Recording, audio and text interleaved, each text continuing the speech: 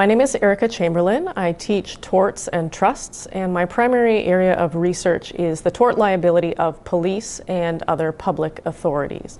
And the reason I find this area so fascinating is that it straddles public and private law and has to incorporate both private law and public law values. So on the one hand, there is the right of an individual to obtain compensation when they've been injured through the negligence or other wrongful conduct of a public authority.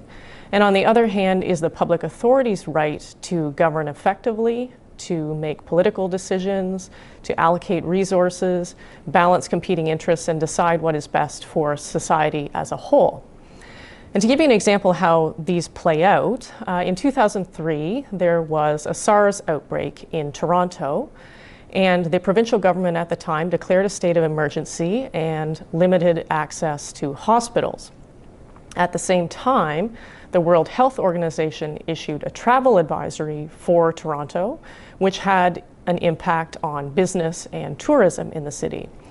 The provincial government then lifted the state of emergency, and there was a secondary outbreak of SARS in which a number of people were infected, including a number of hospital workers.